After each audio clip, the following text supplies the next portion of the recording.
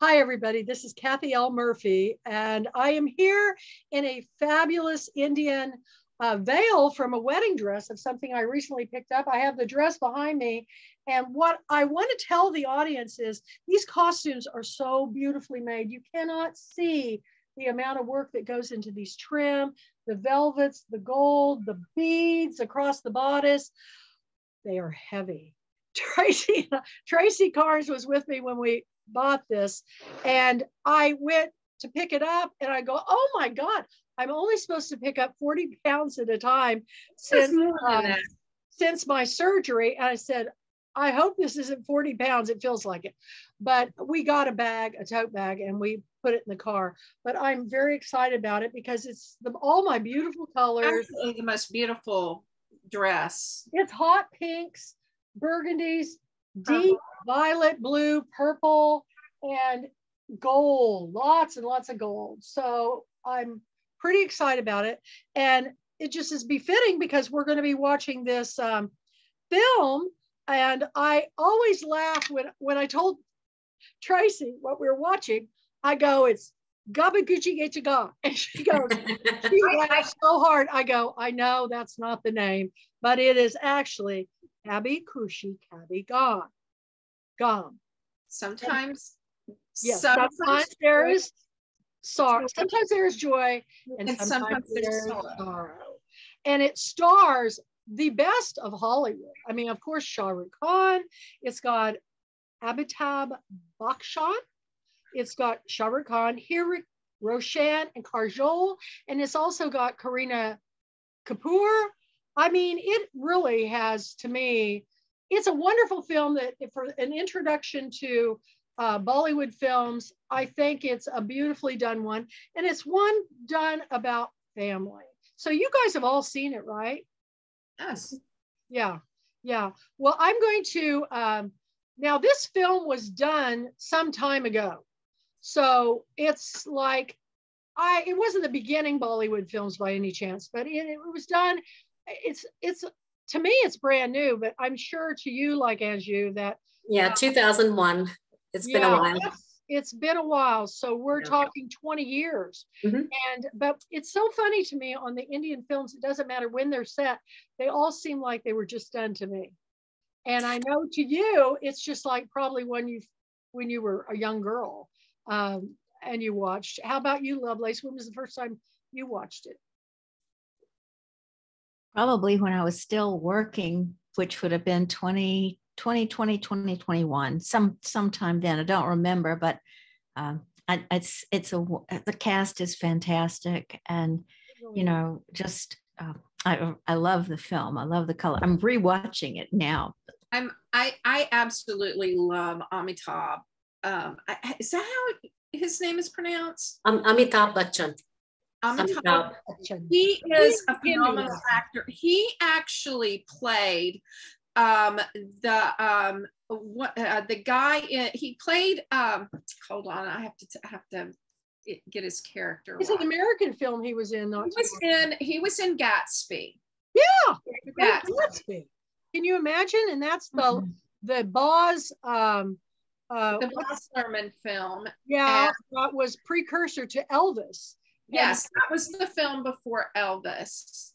And he played she's got such a great he played Meyer Wolfsheim in it. And I just thought, of all the characters in The Great Gatsby, that was that was an interesting character, and he just played it to a T. So I love seeing him act. He's just, I don't know, he's just, to me, he's a legend. He's a legend in himself. And to see him, in The Great Gatsby, and I've seen him in some other things too. And I just think to me, he's just a really, really great actor. Andrew, that's his wife playing the mother, isn't it? Jaya Baduri. And in fact, when Amitabh Bachchan first entered the film industry in Bollywood back in the late 60s, 70s, he was turned away and rejected. and told that, you know, you're so tall, you're like 6 foot something, there's no way you can act. And he was made fun of and turned away, and he came back and proved to them that not only could he act, he became a legend. And you know, he can dance. Yeah, he invented the certain dance moves which are now epic and legendary, which are his moves. Wow. And but you know, it was a heartfelt entry into the industry, because he was outright rejected and teased and made fun of, but he proved everyone wrong. He just stays busy. I'm looking at his career here, his filmography, and he's got one completed, one post-production, filming, pre-production, all the just announced. He works a lot. Yeah. And Shah Rukh Khan just looks up to him so much. Oh, yeah. They're dear to each other. And when you look at Shah Rukh's face, when he looks at him, it's just, I love it, because I've watched so many films now. I see the relationships between Salman Khan, Amir Khan, all the different people, and how he uses so many, Ronnie and Karina, and that darling little girl that was just she's got a new movie coming out called Darlings. I love Alia Bhatt. Oh my gosh, she is phenomenal.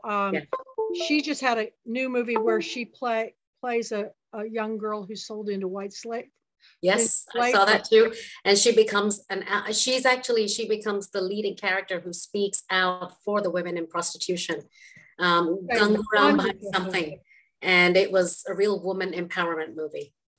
And I just have finished, I want to tell everybody, if you haven't read this book, it's by Sharayana Bhattacharya. It's called Desperately Seeking Shah Rukh. And it's basically, it's this author's story about, you know, her and trying to find her place in Indian society as she goes into adulthood, and how the patriarchy, very much like your books, Anju, the patriarchy, even though they've evolved as a country and they're just booming, there's still a lot of things stuck in the caste system and arranged marriage and everything. And she fell in love with Shah Rukh, and she found that everywhere she went, women, no matter what caste they were, where they lived in India, they all loved him because he was so respectful to women. And in his movies, they always show him cooking and chopping, and even on David Letterman, how he was cooking for Dave. And this is not the standard more. And she said, it's not really a book about him, but it's a book about why women love him so much in India, is because they're all struggling to find their place in this world, where their parents still want them to get educated, but then once they get married, they want them to stay home, raise the children, keep the household, and live with the in-laws. Yep. And I think, wow. There's just, you know, Kathy, there's just more layers to the surface. There is, like an onion, you know? Yeah, like an onion, but the core values don't change. And so for women, it's a harder struggle, because now you're fighting more layers. And on the surface, you think, oh, this is what society wants. This is what I can do. This is what I am empowered to do now. But that's just on the surface. Deep down inside, there are all these tight, invisible reins pulling you. And that's exactly, you know, what the whole concept of tradition versus modernization is about. On the surface, a business arrangement, you know, it's a business arrangement. But it's also fascinating, because I've seen people interviewed that were in arranged marriages, and they have wonderful marriages. They said, we've learned to love each other. And I think, well, I've had such terrible luck picking my own, that maybe that's what I needed to have done, was somebody matched up to me. But I'm a very fiercely independent woman. It would be really hard for me to stay home and take care of children, take care of the house, and not have a career, because my whole world is about work. You know, I'm a little bit like Shah Rukh Khan, and this is what this young woman who wrote the book, she's brilliant. She went to Harvard. She says, you know, it's not that we just love him. We want to be like him, the way he has moved up and become a very affluent, successful business person, but he's also very kind, humble, and philanthropic. And they say, we really, you know, and I couldn't put into words why I was so enamored with him. But when I read this book, I thought, I agree with all the women in this book. It's because he makes you feel like you have importance.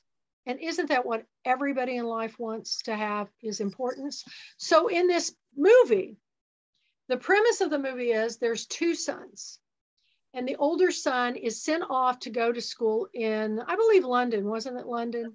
He's sent abroad to go to school, and which is a pretty big thing. And they want you to get your degree and then go on for your MBA. MBA is like, so he goes and he comes back and he's got his, you know, the girl that he's known his whole life, and the dad is just thinks she'd be the perfect wife.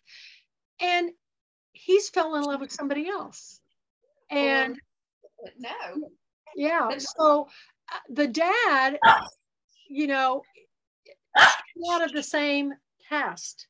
And so there's, if people do not understand this, I suggest that you get some books on the history of India. And if anybody needs to know, I've read them, I'm reading them all. thepulpwoodqueen@gmail.com, because it's hard for us to understand unless we read. And that's why we have our book club, the International Pulpwood Queens and Timber Guys Book Club, and also why we're now doing the 2 film clubs, because, you know, once you read a book and then it's made into film, there's so many things we can learn from both of them. Oftentimes they're very different in nature, but they reveal to us cultures and people and religions and situations that we don't understand here. But the more I watch, the more I learn, and now that's why I want to go.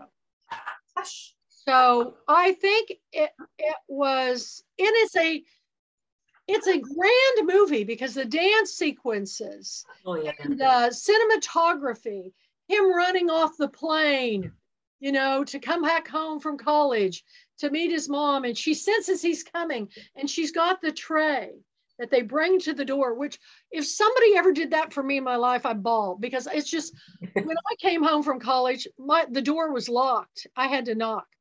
And so, but to have the door swung open wide and to have somebody, what do you call the tray that they bring out? It's called a thali. A thali. Thali, yep. And it has a burning little... A diya which burns. Like one you gave me. And it's got little sweets. And little sweets and grains.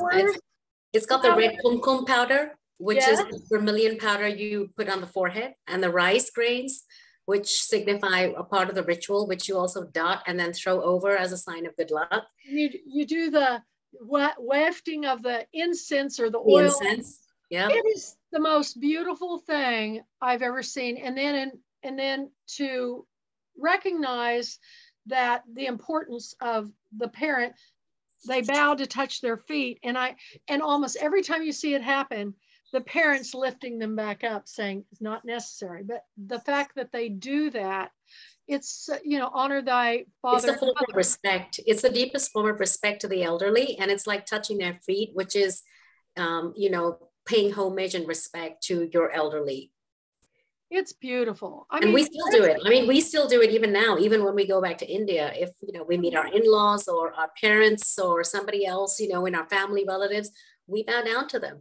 Is it okay for an American to do so? Yeah, absolutely. Absolutely. It's like do so. It would be such an honor to meet, you know, people and do that, but not younger than yourself. Not younger. You do it to those who are older than you. And in turn, those who are younger than you would pay their respects to you in the same way. So it's always signifying the status of the people who are older than you and earning their blessings, because when they lift you up by the shoulders, or they put their hand or palm on your head, it's their blessings which are coming down on you. And I love the fact that when a man loves a woman, he'll kiss her forehead. So sweet, you know. And I love how the men hold hands together. In the movie Zero, where Shah Rukh Khan plays the, you know, the height challenged young man who's, you know, trying to find his place in the world. He goes with his best friend into the, I guess, the streets, and they're holding hands as they go down the street. And I just think it's just such a kind gesture. If that happened here, what do you think? We're taking the wrong way. What do you think it happened in Texas? You know, I actually went to church one Sunday. You know, I'm Christian. I went to church one Sunday, and my minister, it was during our time of Easter and Advent, and she asked us to light the Advent candle, my sister and I. So my sister and I went up, she's little bitty, and we held hands going up, and we lit the candle, and then we went back to sit down, and some people visiting from out of town went up to my minister, and she said, we really enjoyed your progressive church. She goes, oh, and she goes, yes, I've never seen a gay couple light the Advent candles before. And she said, oh no. She goes, not that that wouldn't be okay. She said, those were sisters. She goes, oh, well, we saw them holding hands and then we thought they were a couple. And, you know, there's so many things in other people's cultures and customs that I love, that I wish we could bring here, because I just think I have said from the very beginning that it is very hard to argue with anybody if you're holding hands. When my children were little and they would get in a fight, she's touching me, I said, sit down on this couch. And I even had a shirt I'd pull over both of their heads so it held them together. And I say, hold hands. And they hold hands, and pretty soon they're giggling because they're in a one shirt, the two kids, and they're holding hands, and then they get, and it's over. And I think that if we all became more of a hand-holding society, that we would be less, you know, it's the power of the touch, you know, the bowing, the kissing on the forehead. Well, the Japanese do it. The Japanese bow to one another when they meet.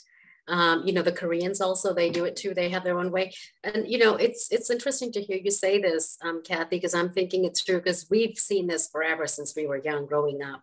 And, you know, even if you were to bring a certain ritual from one country to another, would it really make an impact in the same way? Because it's the people who are practicing it, it's their perception and their value system, which is what keeps the rituals alive and going.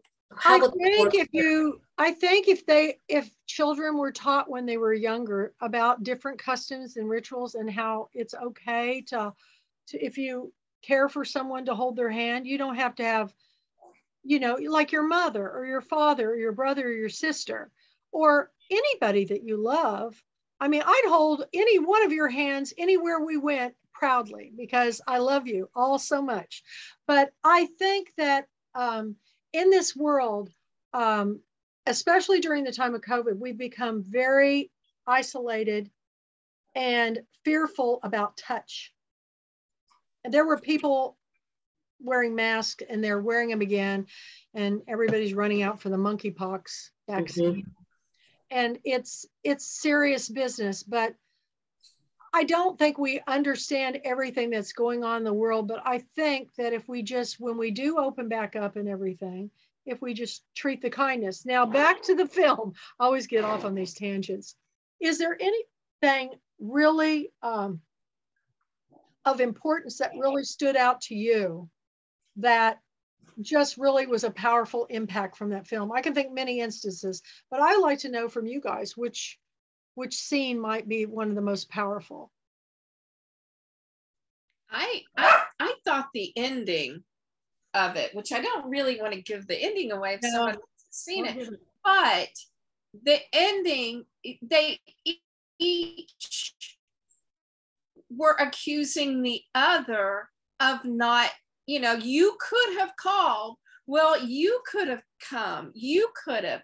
And I thought that, you know, they were both at fault a lot. You know, the father, you know, he was very powerful. It's like, get out, you're done.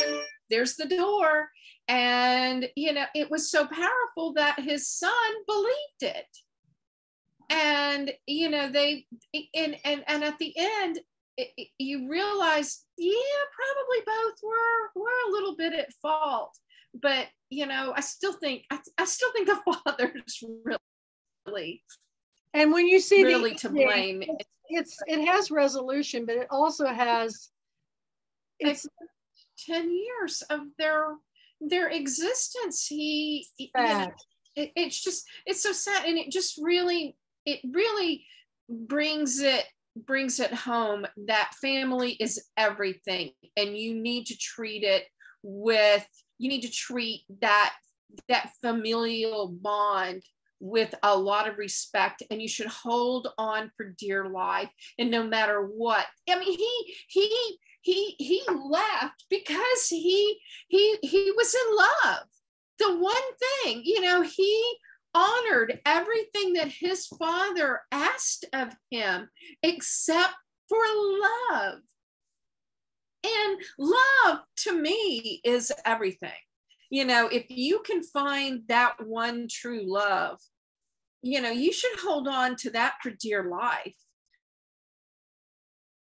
In your family, you recently went back to India, Anju, and you know, what was it like when you went back home?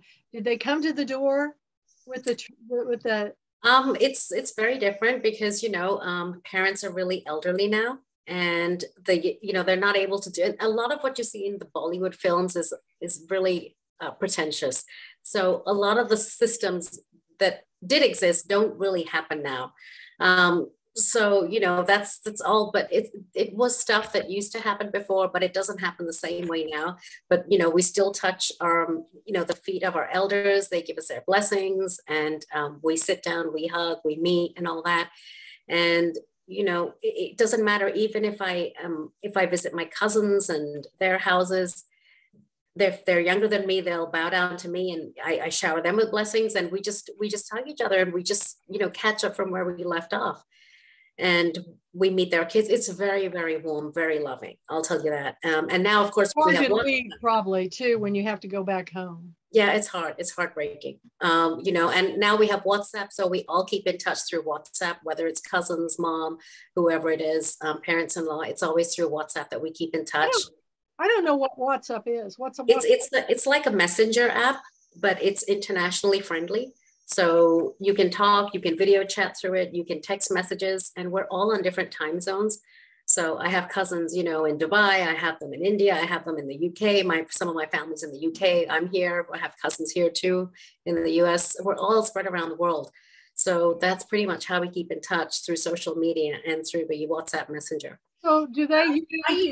I use it for a group that we practice Kriya, and so we all stay in touch with WhatsApp, so that, you know, if we do like a Zoom Kriya or whatever, then we all talking a language I don't even know. I have a hard enough time with Hindi, and now I'm going, what's this technology, and how's it different from Facebook? So with WhatsApp, it's like a messenger app. It's just like how you and I would text message each other, but it's internationally friendly. And you can video chat, you can audio chat on it as well. So, you know, I call my mom every morning when I'm driving to work, and I chat with her for the ride. And, you know, sometimes I'll call her in the evenings, because my mornings here are her evenings there. And my sister is in the UK. She's 6 hours ahead. So if I call her, I'll call her in the afternoon when it's her evening. And she's finished with her work. So we kind of time, and my older sister is in India. So again, we time our hours depending on who's where. So we've learned to navigate the world, you know, being in different time zones. And sometimes if the three of us sisters have to meet, we find a time which works for us, and then we meet on WhatsApp. And that's fascinating. Yeah, that's so cool. Mm-hmm. So your sons are in the United States though, right? They're in the US. Yep, they're both here in Atlanta, Georgia. And yeah, they watch Bollywood films. They're very mixed, just like how I grew up in Hong Kong and I was Indian. So we have an Indian American familial at home, but they're very American on the outside. They change their accents just like I do. They change their tone and style of talking, depending on who they're talking to. In the same way, like right now I'm talking to you with this accent, but with my kids and my husband at home, it would be a very thick Indian accent. Really? Mm-hmm. It's all just fascinating to me. Anything you want to pop in and talk about, Lovelace, or did you know about WhatsApp?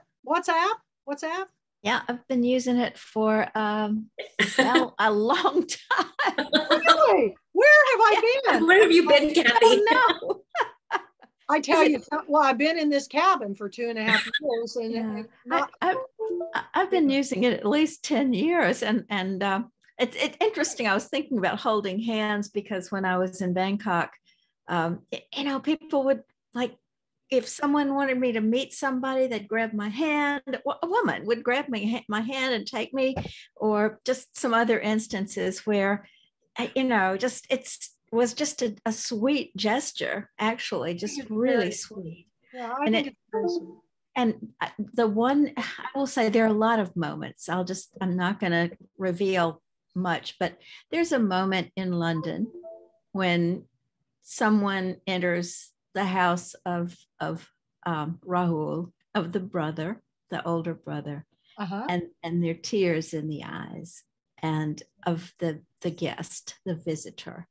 That's as much as I'll say, but I know what scene you're talking about.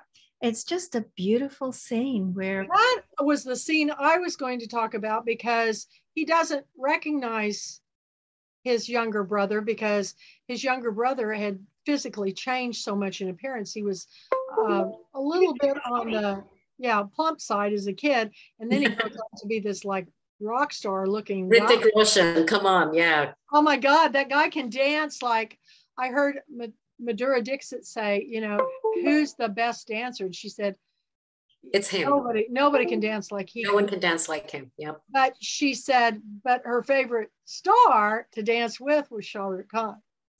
And I just love that, because, it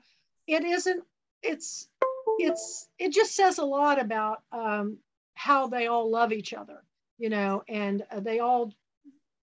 I think the news media tries to stir up stuff and say, oh, I hate it when they say, who's the better star, Salman Khan or Shah Rukh Khan or Amir Khan. I go, no, they all each have a niche.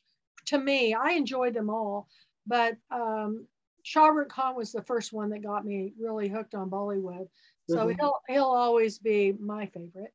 But and that's why I started this Friends in Film Club, because everybody was going, oh, the painting, who is it of? And I go, oh, that is an art print of a painting I did of Shah Rukh Khan. And they go, Shah, and I said, he's the biggest film star in the world. And nobody had heard of him. Nobody. Yeah. And one girl, I had put the 3 paintings, Rakesh, Raj, and the Shah King of Bollywood, on a coffee mug, because and I had it sitting there, and she goes, can I buy this? And I go, sure. She goes, these guys are so good looking. And that was just my paintings. It wasn't the real people, but I'm trying to introduce people to this film, because the thing about the India film industry, they do it, it's a privately funded, not a studio funded system, and they have tremendous sponsors. And I am fascinated by that. And I know it's not the real world, but Kathy L. Murphy has never lived in the real world. I'm always playing dress up. I'm always creating, when I was studying in one of my art history classes, studying the Orient, there was a lot of people that had never been there that were painting scenes from there. And the animals that they would paint didn't look anything like a giraffe. They looked more like a zebra with a little bit longer neck. And I said, that's kind of the way I feel about it. I paint my impression of it from just reading and watching the books. I know it's not correct. It's just kind of my fantasy world. So that's why I want to go, because I want to experience it. And I just want to sit and watch, you know? And Lovelace has spent a good amount of time living there. And she had 2 times you went, right? Lovelace? Yeah. And you had interesting experiences because, you know, you weren't used to roughing it quite as much as you had to rough it when you went. Well, that's because my traveling companion was in UK speak mean, which in American speak is cheap, a penny pincher. And so my first trip to India, I got a view of the country which was really skewed toward, you know, I mean, however. At one point, weren't you staying in like a tree? Oh, treehouse? Yeah. Oh, yeah. I think it cost him $1.50 a day. Oh my gosh. No running water. Now, personally, I would really like to do that. I would like to see how real people live. Well, I don't think real people live in a place like this, Kathy. I think this and you also had a bad infestation of bed bugs while she was there. Well, I'm allergic to everything. I am too. And so actually, this was an experience where I said, I am not riding an unair-conditioned train from Trivandrum, from the southern part of India to Calcutta, because it was a 54-hour trip.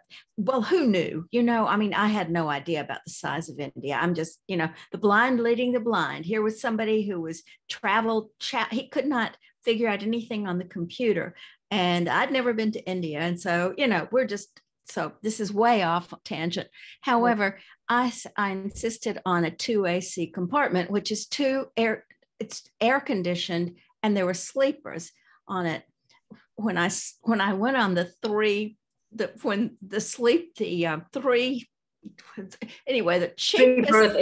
triple berth. Yeah, when I went on that, no problems. I mean, I slept and no problems, but here I am in this air-conditioned carriage. And when they brought, you know, a sheet, they brought blankets. So I put this stuff over me, and apparently there may have been some bed bugs in the blankets. Oh, no. Well, that's another story altogether. So my view of India, first time around, I started to get a glimmer of, you know, the fact that not everybody in India lives the way that I saw India through the eyes of the penny pinching person. But, you know, it's the same way here. Every time I see a show set in New York, they show these palatial apartments. And the people I know, I went to visit this one girl when I was a sales rep. I said, I wanted to see how she lived. And literally her kitchen table was a board that came down on top of the bathtub. And so when she took a bath, she had to put her table up, and she took a bath and it was in the kitchen. And then when she was done, she put the kitchen table back down, and her bed was like, it wasn't even a real bed. It was like a bunk in one corner with a sofa below it. And she had to crawl up there every night and sleep. It was a closet. Sounds like the Lower East Side of Manhattan before everything got really expensive. Well, I had a publisher take me to his place, and you go up to his floor in his apartment, and when you open the door, the bellman or the elevator guy, it was their apartment. You went directly to their apartment, and it wasn't that big, but and it was a second home, but it wasn't like you see on Friends or Sex and the City, where they show these huge apartments. And it's always funny is when New York people would come. $30 million apartments. I know. When New York people would come to my house, that I had in Jefferson, which was 4 levels and almost 3,000 square feet, they were just like, all of this is yours on 14.5 acres. And I go, yeah. And they go, how do you live in all this space? And I go, I've got 2 kids. And they go, just 2? But they all had their own bathroom, their own bedrooms, their own. Lainey had the top loft level all to herself. And, but, you know, now I live in 1,100 square feet cabin, and it's perfect for me. That's all I need. But I'm fascinated the way with paper and what they eat. Oh, I was over in Shreveport and you took me to two of the Indian restaurants, and just fantastic, great atmosphere and everything. And there's more than two, isn't there? There's not two or three. My favorite dish is the okra. It's basically the fried okra. Which is they use Ponch Purum. Yeah, is the spice in it, and it's my favorite thing ever. It just it's just that's my that naan bread, and I I can't have the carbs, but God, I love that bread. that was fantastic. Everything is so good. I love Indian food so much. But I do too. The okra is what I love it. Well, I love all the vegetarian dishes now, and they're so spicy and rich, and I find it all fascinating. I know they eat a lot of sweets, which I'm not going to be able to eat, but I love how food is all a part of big part of their lives. And in this film, you see it. And in real life, do people dance around their house like they do in these films? No. But a lot of the rituals that you see, like in the movie Kabhi Khushi Kabhi Gum, when there's a scene of Karwa Chauth, and the women fast and offer libation to the moon. They break their fast only with a sip of water from their husband's hands. That is something we actually do. And that's when Jaya Bachchan calls her daughter-in-law from long distance and says, I'm sending sweets over to you, and a sari and a blouse. So I still, even today, I fast on Karwa Chauth for my husband, as do hundreds and thousands of women all over the world. Now, do men fast for you? No. So that's something that goes back to ages and ages ago, centuries ago, when women were at home. They were the homemakers, men went out to work. And so, for women who were sitting at home, the fact that you did a fast and then women would gather to offer the prayers and the libation to the moon, it was a sort of ritual that gave women something to look forward to. I know fasting isn't something to look forward to as such. I just did it. I know it's tough. Yeah. Tough. Yeah. So, a lot of us, and Karwa Chauth, in fact, is a major scene in book 2 in the Winds of Fire series. And I can't wait to read book 2. It's a major scene, and it questions what is the value of all this fasting, and, offering libation to the moon and sacrificing hunger and thirst if the marriage is on the rocks. I cannot wait to read it. In fact, Anju has the Winds of Fire series, and the first book will be coming out January. And I'm thinking, let's find out your convention dates and what we can do, and I'll time it for your convention and maybe launch it. It's January 13th through the 15th, and we will make the big announcement. But what's really great is also Lovelace has a new book coming out. I haven't read it yet. I'm dying to read both your books. I'm dying to read it. It's Meet Me in Mumbai. Yep. Yeah, and I love the covers of both your books. And I'm sorry Rakesh didn't make the cover, but maybe we can work him in there somewhere. I don't know how we can work him in there, but everybody sees that picture and they go, where is he? And I go, I just kind of made him up. But, you mean Rakesh, right? Yeah. I'm so humbled that you could even visualize him, because I have been developing this series for 20 years. Wow. 20 years. And I've been living with him and Sheetal for the last 20 years, and the entire cast of characters. I dreamed about it. I know. And when I saw it, I'm like, oh my gosh, this is unbelievable. This is truly unbelievable. See, I need to read your book so I can paint a character. What I really like to do is I love authors and books so much. I read the book and I envision things. I would love to do book covers, because I think that I see book covers and I read the book and I go, what? This doesn't make any sense to me. I don't see that as the person.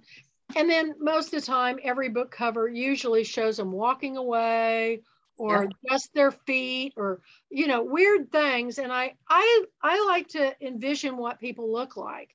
And I think it's easy to make up stuff, though I really do think this is cute cover. It's very catchy. It's like she opens her billfold and there's money and a pen and her cards. And then it's the little, see, Tracy, Tracy's got a book coming up too. And I was going to read it this afternoon, but it's going to be read tomorrow. I'm going to work on it tomorrow. So, and I'm a fast reader.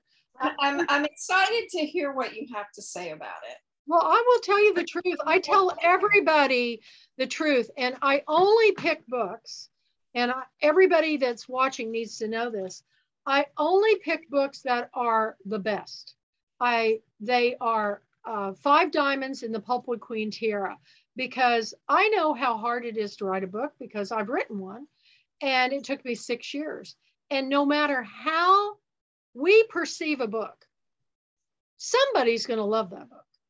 You know, and because we all come from different walks of life, we also come from, you know, different types of education and different cultures. So it's always interesting when I pick a book and somebody will go, I love it, I love it. And then they go, I hated that book.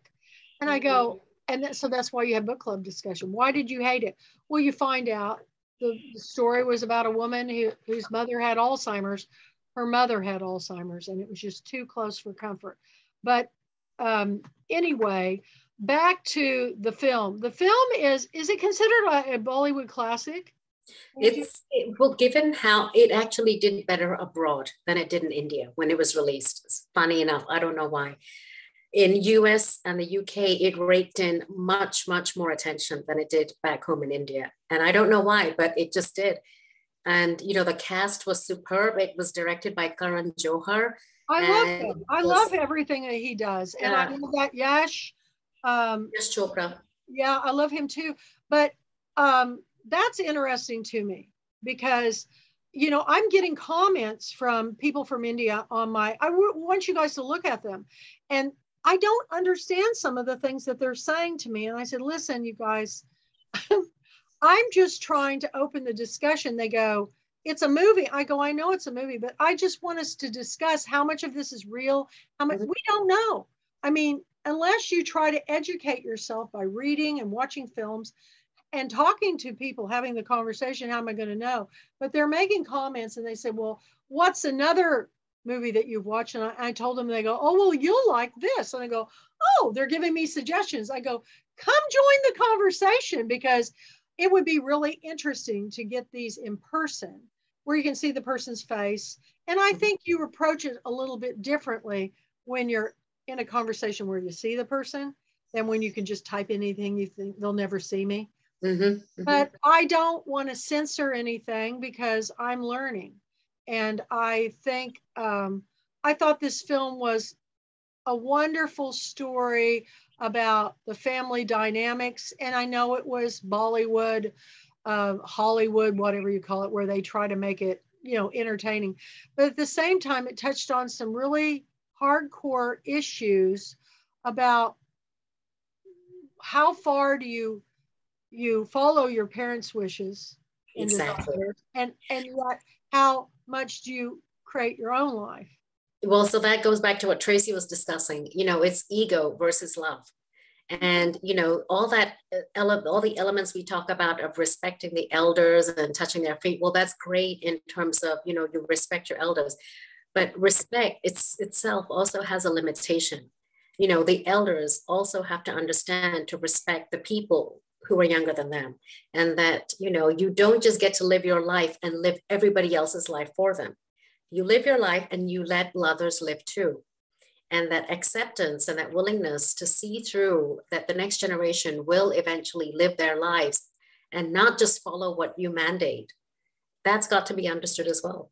So, you know, it really, really questions a lot of things in terms of, you know, here's, you know, Shah Rukh Khan, he falls in love with this woman. She speaks to him. She is his essence because she is that lively, wonderfully, you know, chirpy character that he cannot be because he's in this dynasty. He's part of this entire empire. Right. So she compliments him. And yet when they move abroad, funny enough, she's the one who upholds all the Indian values. And I all the know, that was fascinating. Yep. She just wanted to go home. She just wanted to go home. That's all she wanted. And, you know. It reminded me of the same thing in Bend It Like Beckham, where she's got to go behind her parents' back to do the one thing that she absolutely loves, which is play soccer. Yeah. And it's so sad that she had to do that, that her parents couldn't see that this is what she really loved, even though what she really loved was splattered all over her room. I mean, soccer, her room, you know, was a shrine to David Beckham.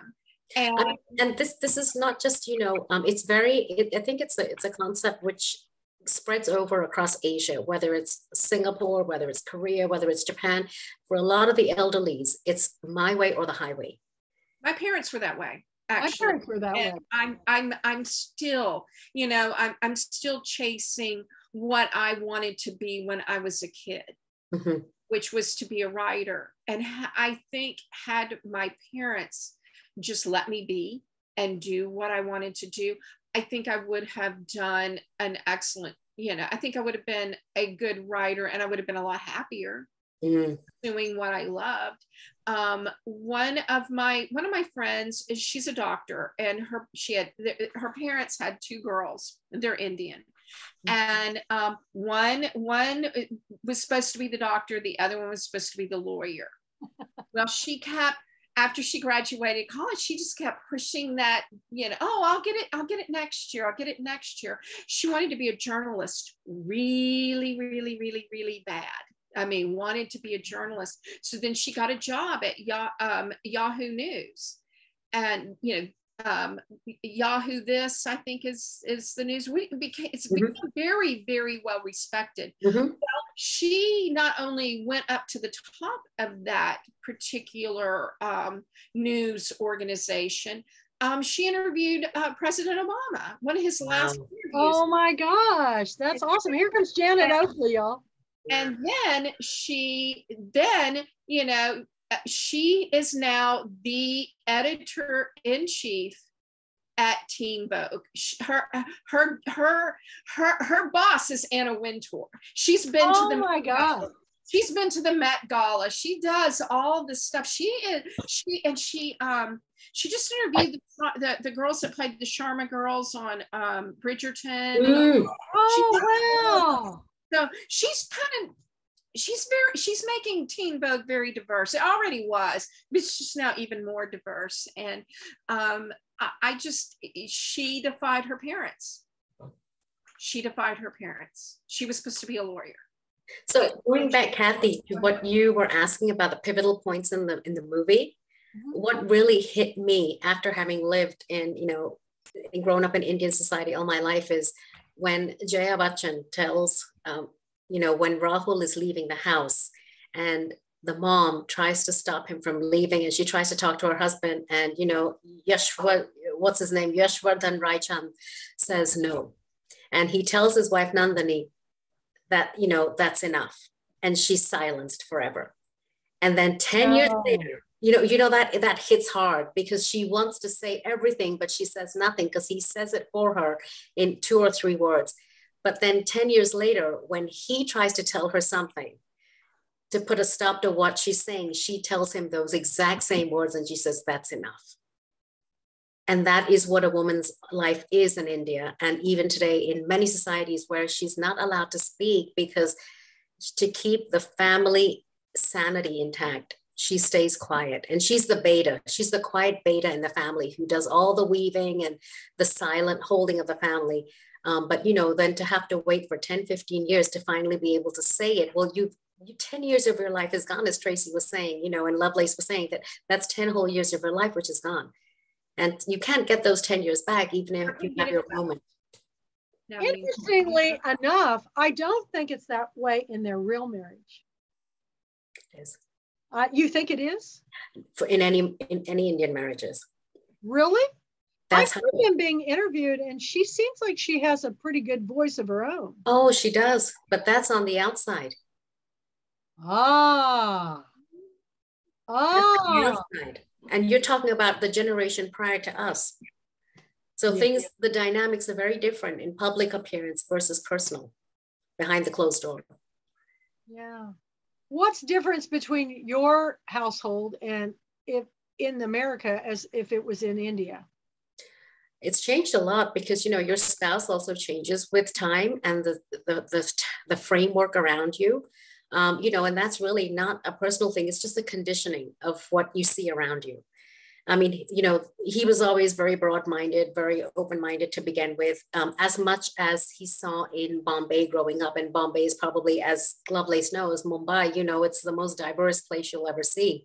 A lot of open-minded people, but that all depends on where you are in Mumbai. Are you in the south of Mumbai? Are you in the Juhu area of Mumbai? Are you in Worli? Are you in Thane? Are you in Goregaon? It all depends on which areas you're in. That kind of defines a sector of society that you end up growing up to be conditioned by. And even in Mumbai, compared to where you grew up in up north, it's northern, the northern part of. Well, I grew up in Hong Kong. Oh, that's right. That's right. Okay. So, but we would go to Jaipur every summer, pretty much. Jaipur. Yeah, Jaipur. So how that's is Jaipur from Mumbai? Jaipur is, it's, well, I would say 30 years ago, Jaipur was like a little village compared to Mumbai in terms of people growing up, broad-mindedness, the thinking patterns. But now Jaipur is one of the most hyper-growth cities you could think of. All the top-notch designers have their stores there. Oh, it's the most colorful. It's one of the places I want to go because it's got the puppets. It's the most colorful thing it's the colors that I love. And just like this dress, I mean, I saw it hanging in the back of this shop and I said, what is that? She said, come back. And I'm looking at this fabric, you guys, and it's amazing. It will never fit me. It will never fit me. I don't care. It's going to be hanging up on one of my doors here in my house because it's just beautiful looking. Beautiful. It's absolutely gorgeous. It's like an art piece. But I love this. I love the conversation and everything. And so would you say the young people today in India, they don't watch that film anymore? I mean, they're watching what's in vogue. And you know, what's in vogue now are couples living together and trying out before they get married. It's working couples having issues of domestic, you know, work versus life balance. It's about people having affairs. It's about being infidelity, unfaithfulness. It's a lot of the Western themes, because what happened back in 2000, which is when my series begins, was when the Western influence really hit home, because you had a lot of the Star Plus began streaming The Bold and the Beautiful, Young and the Restless, and all these American TV series, which had not hit home at that time. So there were values being introduced. And then there were commodities like Coke and all these external Western products, which were now coming in the Indian market, which, you know, if you were living abroad and when you went back to India and you saw how valued the stuff you took back was, because you couldn't get it there. So if you bought somebody an Esprit t-shirt, or if you got somebody, you know, a Banana Republic pair of jeans or something, that was like the world to them, because you could not buy that in India before. So in the 2000s and then late 90s, as the market started opening up and a lot of the Western influence began coming in, things really began to change. But along with all the products and the commodity, the values came in, the Western values. Oh, you know, there's change is good and change is sometimes sad too, because, you know, I kind of idolize the family situation, and, you know, I just think that is just so admirable, because families, they don't do anything together anymore. They hardly ever sit down to have a meal. In fact, we were talking in one store about this beautiful table. Nobody are buying tables anymore, because people aren't sitting around a table to eat. They're sitting at the bar in open areas, the patios to share a meal. Nobody's sitting around a table. And isn't that interesting? Because I think when we all sit down and share a meal, I just think it brings people together. So interesting. So, well, we're going to move ahead. And I know we've got, I want to ask you guys what you'd like to see next. I've been doing so many of the, let's see, I did the one before this. I'm trying to think which one I did. Oh, I think the Jodie film. Was that the last one? Yeah. No, you did the Barber. Oh, Baloo, which, oh, that movie just tears me up. So many of them I can't even watch because somebody said to me when we watched Devdas, they said, I can't watch it because when he died, well, I'm giving it away. He dies, he dies at the end. And the movies where Shah Rukh Khan dies at the end, I'm just a basket case for days because I'm so upset. And it's just, he's so good at it, you know? And I watched Devdas again not too long ago because they won't come out with any films till December of his. I've seen them all many times. And I just was choking, crying again. And I think, I love Madhura Dixit. I love that film. And, but what do you think we ought to do for next time? Is there a suggestion? I've watched them all. So whatever you want to. I haven't seen Zero yet. Zero would be a good one because that takes us more into, it's done a little bit in the past, but how they did it, how do you say it? CIG, the computer generated, CGI, whatever. Yeah. Is how they made him look so short, you know, and proportionately so in this movie. Forced perspective. It blows me away. But I watched that film and the scene with him and Salman Khan is the funniest, where he does the dance contest so he can. Have you seen it? Have you seen Zero, Anju? No, I haven't seen that. Oh my gosh, you got to see it. Have you seen it? You have. You know, the scene where he does the dance thing because he won this thing to meet the character played by Karina Kaif is just the funniest thing I've ever seen in my life. And the joy in those two men when they get together, their joy in their faces is just absolutely, they care about each other so much. And everybody's always trying to talk about how they fight and all this stuff. I hate that. But I will watch Zero next month. That will be a good one and one of my favorites. And I think everybody will enjoy it because there's scenes in it that are set in the United States. So if you have never seen, if you're watching this video on YouTube and you've never seen a Bollywood film, this is one that is set both in India and in the United States. And it's got a lot of comedy and it's got one of the most beautiful love sequences in it I've ever seen in my life, where Shah Rukh Khan goes to meet Anushka Sharma. And she is handicapped and he is a height challenged man. And he fell in love with her. And he surprises her at her hotel. And it's during the celebration of, you pronounce it Holi, right? Holi? Holi. Mm-hmm. Holi. And he's got the colored powders and the music it's just. And it's on Netflix. It is on Netflix.